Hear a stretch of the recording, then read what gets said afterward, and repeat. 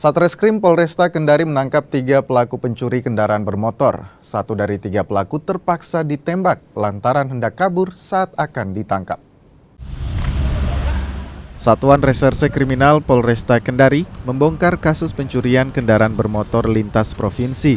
Polisi menangkap 3 orang pelaku, masing-masing MK alias R, A alias G, serta BP alias A.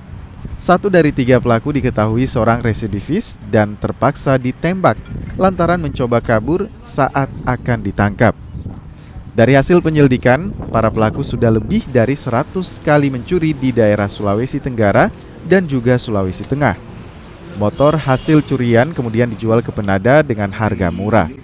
Sementara uang hasil penjualan motor curian digunakan untuk membeli narkoba dan memenuhi kebutuhan sehari-hari. MK alias R, tersangka A, tersangka inisial G, dan tersangka inisial A.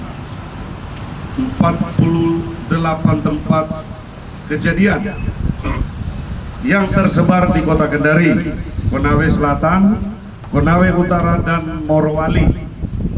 Tersangka A dan tersangka J dengan total 52 TKP yang tersebar juga di Kota Kendari, Konawe Selatan, dan Konawe Utara. Total 100 TKP curanmor diungkap oleh Satreskrim Polresta Kendari. Polisi masih lakukan pengembangan kasus dan memburu jaringan para pelaku. Para pelaku pun kini ditahan di Polres Kendari.